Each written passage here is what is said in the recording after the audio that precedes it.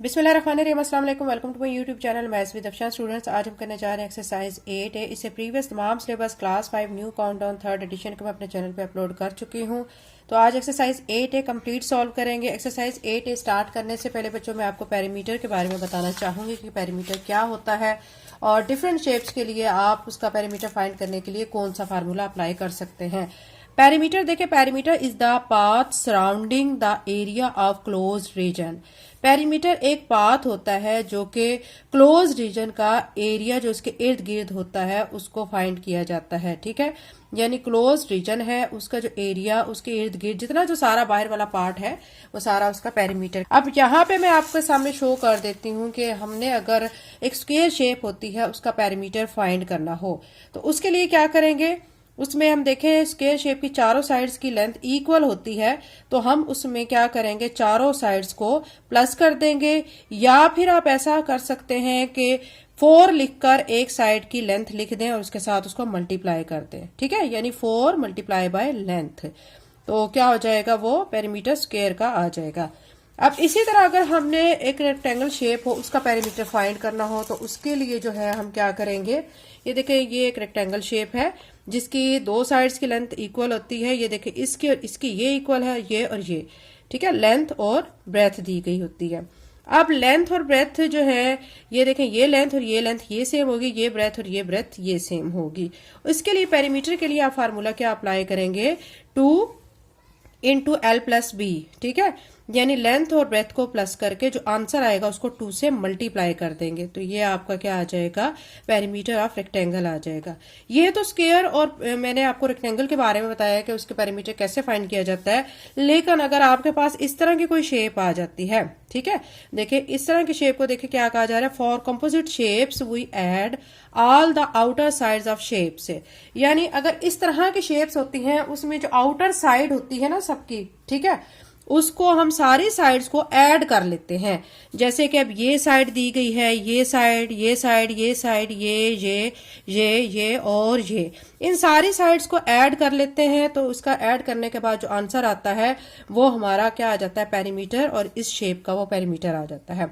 उम्मीद करती हूँ पेरीमीटर की आपको समझ आ गई होगी। स्क्वायर का पेरीमीटर का फार्मूला क्या है, 4 मल्टीप्लाई बाय एल, और पेरीमीटर ऑफ रेक्टेंगल अगर आपने फाइंड करना हो तो उसके लिए क्या लगाएंगे, 2 इंटू एल प्लस बी। ठीक है, एल प्लस बी करके उसके आंसर को आपने 2 से मल्टीप्लाई कर देना है। ये तो आपको समझ आ गई है। अब हम करते हैं एक्सरसाइज 8A। एक्सरसाइज 8A का पहला question, fill in the blanks. खाली जगह आपने फिल करनी है। सबसे पहले आपको दिए गए we can find the perimeter of any dash shape. वो कह रहे हैं कि हम हर ऐसी शेप का पेरीमीटर फाइंड कर सकते हैं। कौन सी शेप का, मैंने स्टार्टिंग में आपको बताया था क्लोज शेप। ठीक है, तो यहां पे आप लिख लेंगे क्लोज्ड। नेक्स्ट में है perimeter of square with side l is equal to. अगर एक स्क्वायर शेप है उसका पेरीमीटर फाइंड करना हो तो मैंने आपको बताया था कि उसको हम उसकी जो चारों साइड्स है ना एक ही इक्वल होती हैं लेंथ में, तो हम उसको मल्टीप्लाई बाय 4 कर देते हैं। वो कह रहे हैं कि अगर एक साइड अगर एल दी गई है तो पेरीमीटर स्क्वायर का क्या होगा, तो हम उसको 4 को एल से मल्टीप्लाई कर देंगे। सी पार्ट में perimeter of rectangle with side l and b. एक पेरीमीटर रेक्टेंगल का क्या होगा जिसकी साइड एल और बी दी गई हो, तो उसके लिए बच्चों आपको मैं फार्मूला बता चुकी हूं, 2 इंटू एल प्लस बी। ठीक है, नेक्स्ट डी में perimeter of square with 8 centimetre each will be. अच्छा, वो कह रहे हैं कि एक स्क्वायर शेप है, जैसे कि मैं रफली ड्रा कर रही हूं, वो कह रहे हैं कि हर साइड जो है वो 8 सेंटीमीटर की है। ठीक है, ये आपके सामने मैं शो कर रही हूँ। अब वो कह रहे हैं कि बताएं उसका पेरीमीटर क्या होगा, तो आपको मैं बता चुकी हूँ कि आपने क्या करना होता है उसको 4 मल्टीप्लाई बाय एल। यानी एक अगर आपको 8 दिया गया है तो आपने उसको 4 से मल्टीप्लाई कर देना है तो 32 आ जाएगा। साथ में पेरीमीटर का यूनिट cm लगा देते हैं, तो यहाँ पे क्या लिख देंगे फिर हम, 32 cm। ये चीज क्लियर हो गई है। अब ई पार्ट में देखते हैं, if the sides of rectangle are 2 cm and 5 cm। एक रेक्टेंगल शेप उन्होंने उसकी बताई है आपको साइड्स 2 cm और 5 cm, then its perimeter will be. अब एक रेक्टेंगल शेप का पेरीमीटर जब आपने निकालना हो तो उसके लिए आप क्या फार्मूला लगाते हैं, 2 इंटू एल प्लस बी। देखिए दो साइड्स आपको दी गई हैं तो अब आप क्या करेंगे, इन दोनों को ऐड करेंगे, 2 + 5 कितना हो जाएगा, 7। ठीक है, तो 7 लिखकर इसको बाहर 2 से मल्टीप्लाई करेंगे तो कितना बन जाएगा 14 और साथ में यूनिट cm आ जाएगा। तो ये 14 cm यहाँ पे लिख देंगे। ठीक है, क्वेश्चन 1 कंप्लीट हो चुका है। क्वेश्चन नंबर 2 करते हैं। एक्सरसाइज 8 का क्वेश्चन नंबर 2 है state whether the following are true और फॉल्स। ट्रू फॉल्स आपने बताना है कि कौन सी स्टेटमेंट ट्रू है और कौन सी फॉल्स है। पहले पे दिए गए perimeter is sum of all boundary lines of shape. वो कह रहे हैं कि पेरीमीटर जो है वो सम होता है तमाम बाउंड्री लाइन का जो कि शेप की होती हैं। ठीक है, ये बच्चों आपको डेफिनेशंस में भी मैं बता चुकी हूँ। मैंने अभी आपको डेफिनेशन बताई थी कि पेरीमीटर क्या किया जाता है, सारी साइड्स को प्लस करके आ रहा होता है जो कि बाउंड्री लाइंस की, ठीक है, साइड्स होती हैं सारी, उनको प्लस करके आता है। तो स्टेटमेंट ट्रू है, टी लिख लेते हैं। नेक्स्ट पे we can find the perimeter of rectangular shapes only. वो कह रहे हैं क्या हम सिर्फ रेक्टेंगुलर शेप्स का पेरीमीटर फाइंड कर सकते हैं।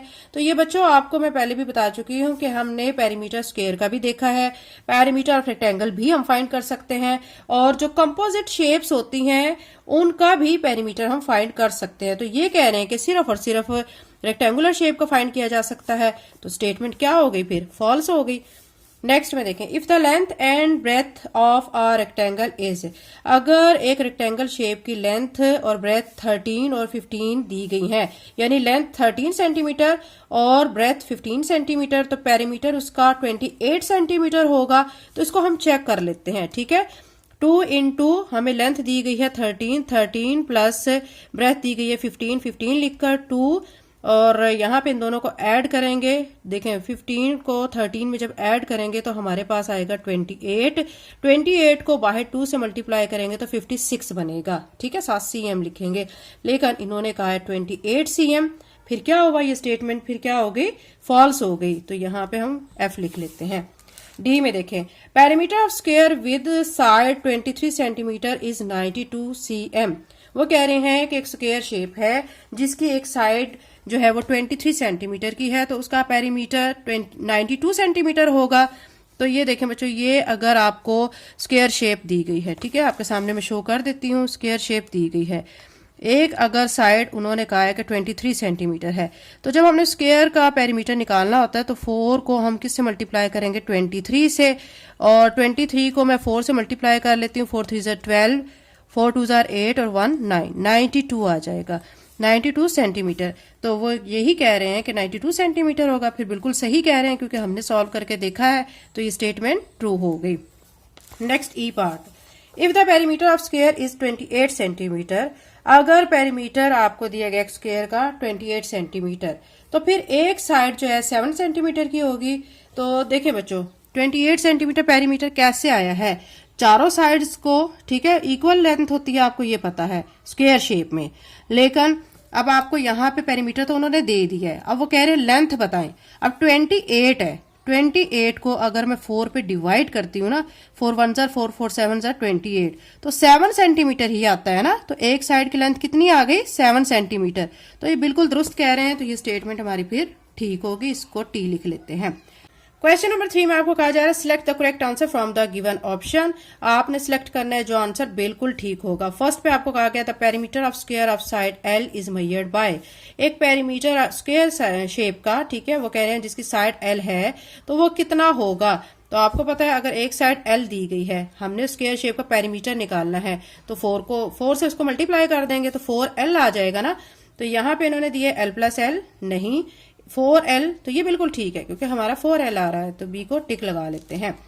नेक्स्ट B में आपको कहा गया L अगर आपको दिया गया है 3, B आपको 4 दिया गया है, तो units of perimeter will B, अगर आपको 3 सेंटीमीटर दिया गया और 4 सेंटीमीटर दिया गया है, तो आपने पेरीमीटर का यूनिट बताना है। तो पेरीमीटर का यूनिट क्या होगा, cm होगा। आपको मैं बता चुकी हूँ कि जब हमने पेरीमीटर फाइंड करना होता है तो उसके लिए यूनिट हम क्या लगाते हैं, सेंटीमीटर का। तो ये हम C को टिक लगा लेते हैं। नेक्स्ट में देखें C पार्ट में, perimeter of following shape is, इस शेप को आपने देखना है कि इसका पेरीमीटर क्या बनता है। ठीक है, पहले मैं आपको साइड्स आपको सारी लिख के बता देती हूँ, फिर हम इनको ऐड कर लेंगे। ठीक है, तो ये आपको आसानी हो जाएगी। अब ये वाली साइड 6 हो गई, ये आपको दी गई है 2, ठीक है, और ये वाली आपको नहीं दी गई है नीचे से। ठीक है, अगर ये वाली 4 सेंटीमीटर है, इट्स मीन कि ये वाली भी 4 सेंटीमीटर होगी, तो यहाँ पे भी आप 4 cm लिख लें।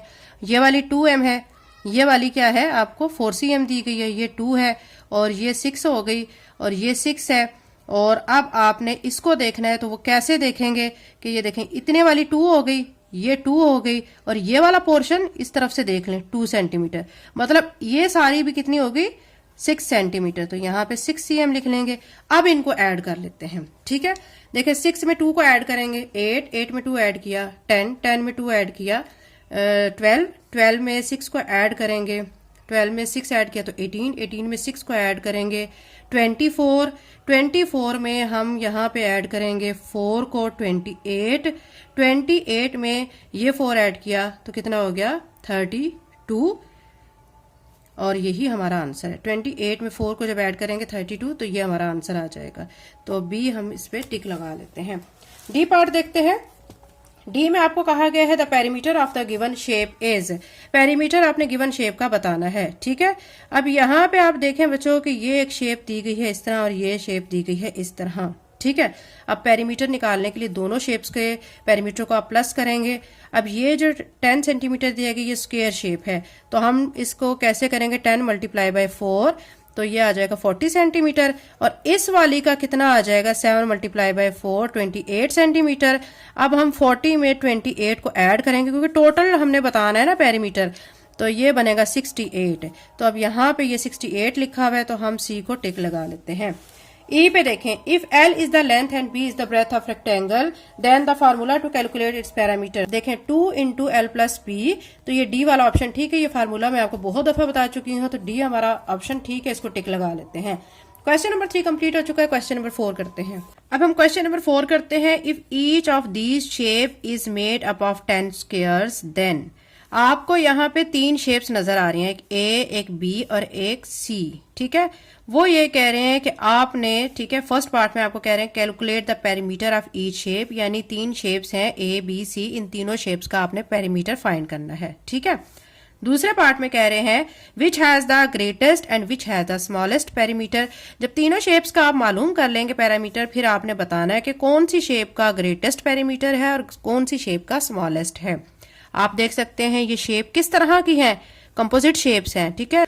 अब इसमें आपने करना क्या है, कैसे आप फाइंड करेंगे इस शेप का, जैसा कि मैं आपको बता चुकी हूं कि जो सारी बाहर वाली बाउंड्रीज हैं उनको हमने लेंथ को ऐड करते जाना है। जब हम इसको सबको ऐड करेंगे तो हमारे पास पेरीमीटर आ जाएगा ए शेप का। इसी तरह हम पेरीमीटर ऑफ बी शेप और इसी तरह perimeter of C shape find कर लेंगे, ठीक है। अब ए शेप का पेरीमीटर फाइंड करने के लिए यहाँ पे मैं पी लिख देती हूँ, पी से आपको पता चल जाएगा कि ये पेरीमीटर है। पेरीमीटर, ठीक है, किसका हम फाइंड कर रहे हैं, ए शेप का, पेरीमीटर ऑफ ए। तो अब यहां से देखते हैं ए का क्या बनेगा। सबसे पहले ये वाली बाउंड्री ये 1 हो गई, ये मैंने नंबरिंग यहाँ पे की भी है ताकि आपको आसानी हो जाए।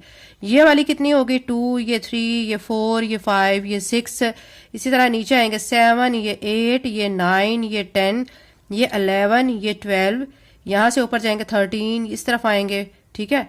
और ये आ जाएगा आपका 14, ठीक है, ये हमारा 13 हो गया, ये 14 हो जाएगा और ये 15 हो जाएगा और ये वाली बाउंड्री हमारी कितनी हो जाएगी 16 हो जाएगी।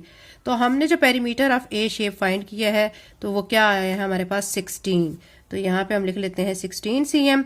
अब इसी तरह हम बी शेप का पेरीमीटर फाइंड कर लेते हैं, तो पी ऑफ बी लिख लेते हैं, यानी पेरीमीटर ऑफ बी शेप। अब यहाँ पे बी को आप काउंट करेंगे, बी को आप बहुत आसानी से कर सकते हैं, बाहर वाली बाउंड्री को देखेंगे, ये 1 हो गई, ये 2, ये 3, ये 4, ठीक है, ये 5, 6, 7, 8, 9, 10, 11, 12, 13, 14 cm। तो ये 14 cm हो गया। अब सी शेप को देख लेते हैं, तो पी ऑफ सी लिख लेते हैं, इसको काउंट कर लेते हैं। अब ये देखें, ये 1, 2, 3, 4, 5, 6, 7, 8, ठीक है, फिर ये 9, 10, 11, 12, 13, 14, ठीक है, ये आप काउंट करते जाएंगे। फिर ये आ जाएगी 15, 16, 17, 18, तो ये आ गया है 18 cm। पेरीमीटर किसका आ गया, सी शेप का। सेकंड पार्ट में आपने ये बताना है कि कौन सी शेप का ज्यादा पेरीमीटर है, ग्रेटेस्ट और किसका कम है। अब ग्रेटेस्ट तो ये आ रहा है और स्मॉलेस्ट हमारे पास ये आ रहा है, ठीक है। तो आप लिख दें यहाँ पे शेप, ठीक है, कौन सी शेप है जिसका ग्रेटेस्ट है, सी। तो आप यहाँ पे लिख देंगे shape C has greatest perimeter, और शेप बी क्या था, उसका स्मॉलेस्ट पेरीमीटर था। तो आप लिख दें शेप, एंड लाजमी लिखें साथ, and shape B has smallest perimeter. ठीक है, क्वेश्चन 4 कंप्लीट हो चुका है। क्वेश्चन नंबर 5 करते हैं। Find the perimeter of each rectangle. अब रेक्टेंगल शेप है, उसका हमने पेरीमीटर फाइंड करना है। इसके 4 पार्ट्स आपको दिए गए हैं। ठीक है, रेक्टेंगल शेप का जब हमने पेरीमीटर फाइंड करना हो, उसके लिए फार्मूला क्या लगाते हैं हम, 2 इंटू एल प्लस बी। ठीक है, वैल्यूज लिख के उसको ऐड करके बाहर 2 से मल्टीप्लाई कर देते हैं, तो आपका पेरीमीटर ऑफ रेक्टेंगल आ जाता है। क्वेश्चन 5 के चारों पार्ट्स को 1 बाय 1 सॉल्व करते हैं।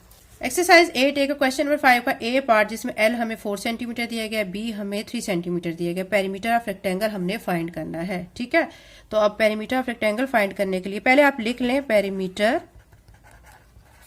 ऑफ रेक्टेंगल, ये आपने करना है फाइंड। ठीक है, अब फार्मूला लगाएं, 2 into L plus B, values put करें, 2 लिखकर, एल आपको क्या दिया गया 4 प्लस बी आपको क्या दिया गया 3, ये लिख लें। ठीक है, लास्ट पे सीएम लगा दीजिएगा। फिर 4 और 3 को ऐड करेंगे तो 7 आ जाएगा, बाहर 2 है, 2 को 7 से मल्टीप्लाई करेंगे 14, और पेरीमीटर का यूनिट क्या होता है सीएम। तो ये हमारा आंसर आ चुका है। ठीक है, फर्स्ट पार्ट हो चुका है।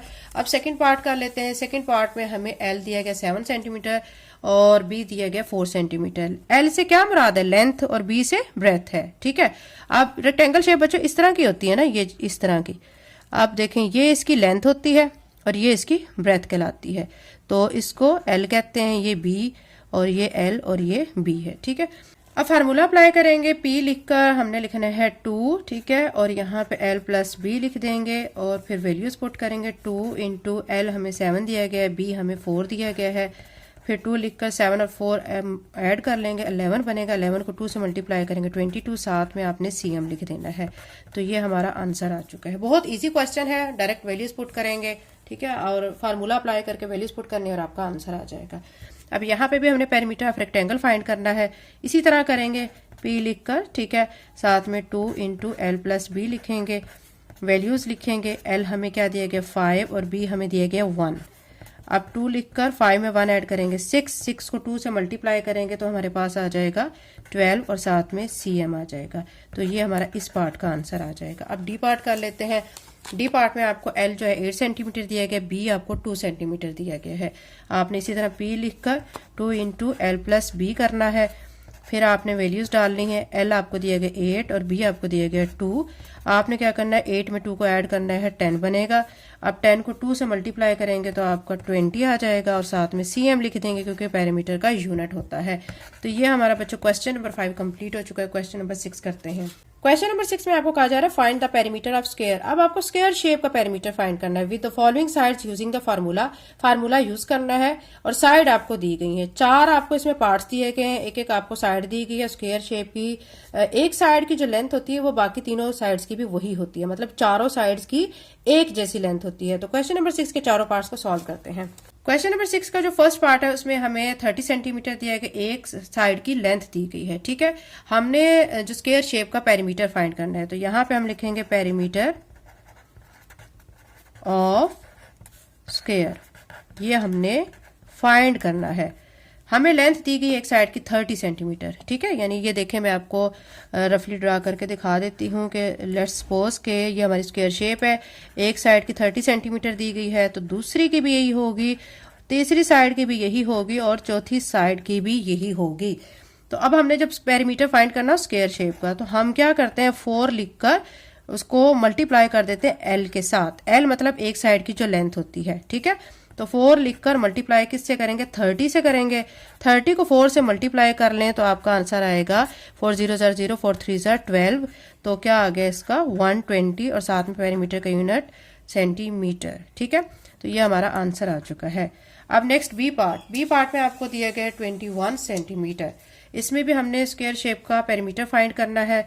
तो आप क्या करेंगे, आप लिखेंगे 4 मल्टीप्लाई बाय एल। अगर इसके साथ आप कुछ भी नहीं लगाते ना तो इसका भी यही मतलब है कि ये दोनों आपस में मल्टीप्लाई हो रहे हैं। 4, अब एल आपको 21 दिया गया, 21 लिख लें, ठीक है, ब्रैकेट में लिख लें या मल्टीप्लाई का साइन लगा के लिख लें, एक ही तरीकाकार है ये। अब 21 को 4 के साथ मल्टीप्लाई करें, 4 1 ज़र 4 4 2 ज़र 8, तो 84 साथ में CM आ जाएगा। तो क्या आंसर आ गया? 84 CM पेरीमीटर आ गया है स्क्वायर का, जिसकी एक साइड की लेंथ 21 सेंटीमीटर है। तो ये हमारा आंसर आ चुका है। अब इसका सी पार्ट कर लेते हैं। सी पार्ट में हमें दिया गया 106 CM। इसको भी बिल्कुल इसी पैटर्न से करना है, बहुत इजी है। आपने क्या करना है, P लिखकर 4 मल्टीप्लाई बाय एल कर देना है, 4 लिखना है। एल अब आपको यहाँ पे 106 दिया गया है। अब 106 को 4 से मल्टीप्लाई करें, 4 6 24, 4 1 ज़र 4, ठीक है, तो 424 आ गया है। तो यहाँ पे 424 लिख लें, 424 CM, ये आंसर आ चुका है। पेरीमीटर किसका आया है? स्क्वायर शेप का, जिसकी एक साइड की लेंथ 106 सेंटीमीटर है। तो ये हमारा आंसर आ गया है। अब डी पार्ट कर लेते हैं। डी पार्ट में आपको दिया गया 35 सेंटीमीटर। अब इसको भी इसी तरह हमने पेरीमीटर फाइंड करना है स्क्वायर शेप का। 4, ठीक है, एल कर लेते हैं, 4 मल्टीप्लाई बाय 35।